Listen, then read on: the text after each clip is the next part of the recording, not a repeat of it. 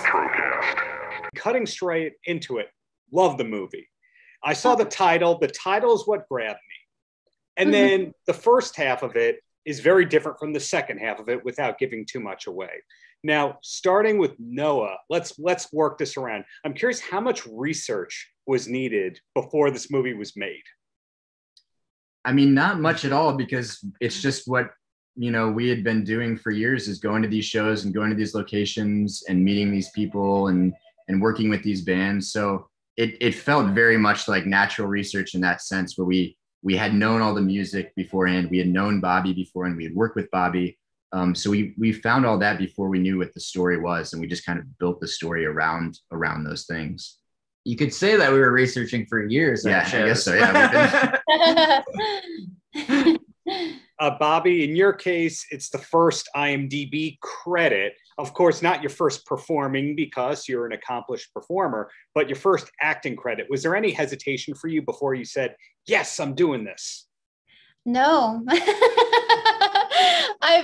It's so weird. It was kind of one of those moments where it felt like something that I had manifested actually came true. I did theater in college and I did dance growing up, and then I got into music, and and I got to collaborate like with little improv, so like a little bit of writing ideas, and it was just really, I was really excited. Like I couldn't believe that they asked to do a movie, because I always said, like, I would love to do Prince's Purple Rain with my band. It's not quite that, but I think it's maybe even cooler, because it's got this whole other really dark storyline happening. And I love dark thrillers that are also psychological and just like the whole, just the whole relevancy of, Lennon being this really insecure character, like latching onto this girl that she doesn't know through social media.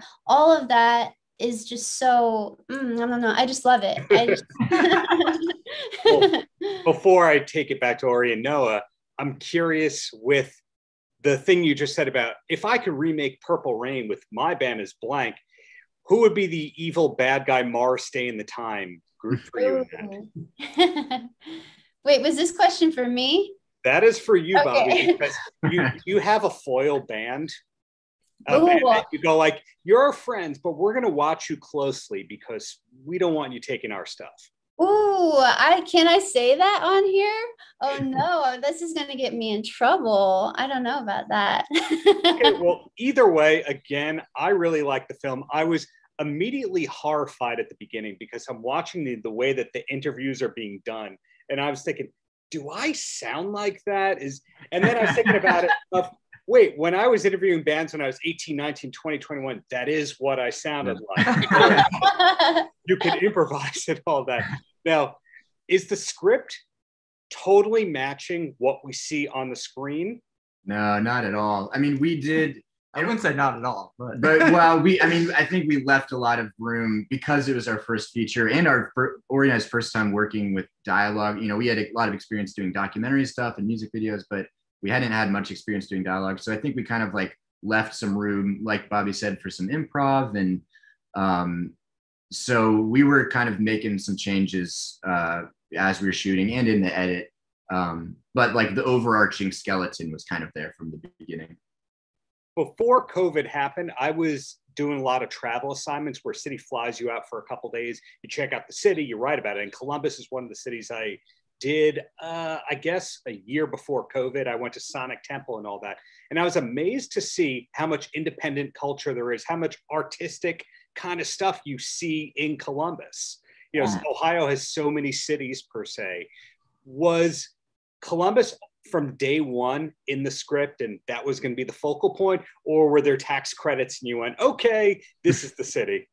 No, I mean, we just like we went to college near Columbus and then moved there and started our production company. And these are just all of our friends, and these are the locations that we know. And like, a lot of the little like stories and little things are kind of written off our experiences, like that warehouse where the performance art happens and the sort of raves that happen are, our friends owned a warehouse. They would throw parties, you know, they would have art shows. And we just sort of wrote these things in and kind of had these like really vivid ideas of what those locations should look like because we've hung out at them. And also, I mean, I think we didn't want to make it too specific on Columbus because we wanted it to be relatable to a lot of kind of mid-sized Midwestern cities. And I think a lot of people have that experience everywhere. So yeah. We didn't want to lean into it too much. I guess you could say Louisville and Tulsa, and there's other cities that are similar, and totally get what you're saying. What I was going to ask before I rudely attempted to interrupt was, Bobbi, had you performed at any of the venues that were filmed at for your music?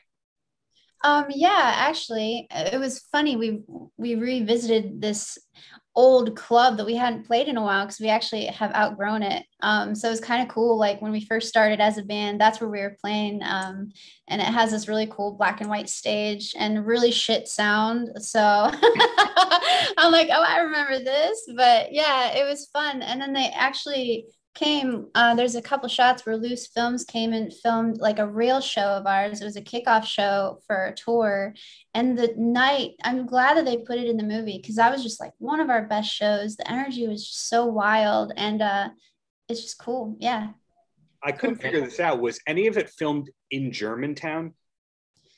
I don't think so. Yeah. No, Yeah. I don't think so.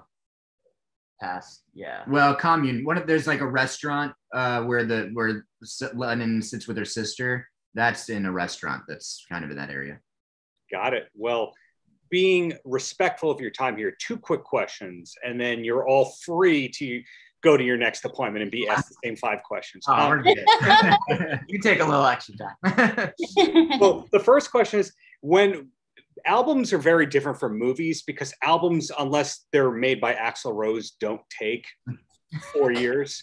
Like, we finished our album, let's put it out, and let's start writing the next one. Whereas movies, it's years, even if you only had a 10-day shoot. So I was curious if any of you or all of you know what the next project is yet.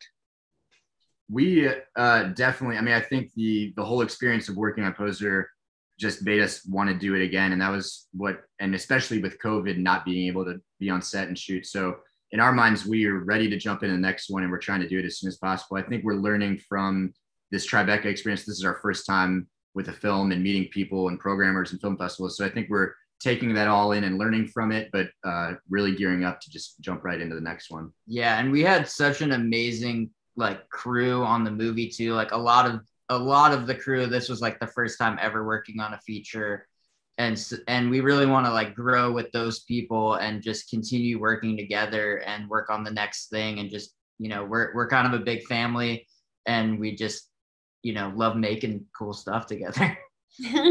Bobbi, can you chime in on what you're doing? And it's fine if it's just, hey, my band and my music, and I'm good on movies for now. Well, we're working on an album. We're in the thick of it. We're like 15 songs in. We want to write like 15 more. And so it feels like we're right in the middle, and gonna pick the best of that. And it's gonna be a really fun album. I can't wait to put it out, but we're thinking maybe like late fall, and we want to book a tour, but we're also kind of trying to get like our eggs in a row. Is that how the expression goes? Because with COVID, everything's been pretty cloudy, like how to do that. We love to interact with our crowd. And so we want the next tour that we do, we want it to be a bigger tour.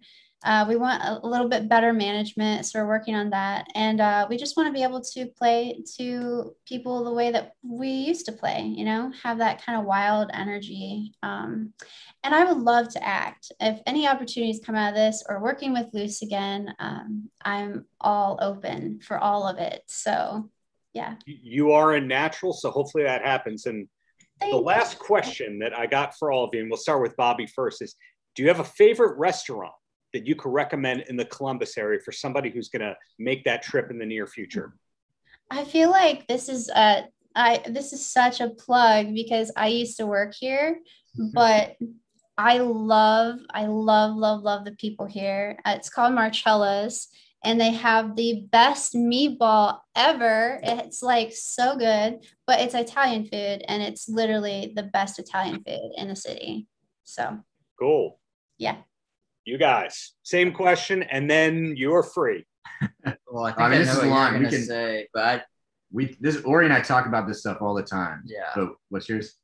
Well, what I did want to say was Commune, which is a restaurant that we actually shot a lot of scenes between Lennon and her sister at, which has like amazing food, amazing drinks, and just a really, really cool group of people that own it. And we're just lucky that we got to shoot there and also eat their food and stuff. So definitely say that one. Mine, I would say Los Guachos, best tacos in the Midwest. Wow. Okay. You're Those are legit. big words there. I hope to check and see if that is truthful. But the bottom line is congratulations on this film. Hoping it gets the audience it deserves, and looking forward to everyone's next project, whatever it is. Yeah, it was great talking to you. Got it. Thanks, guys. Thank you. Paltrocast.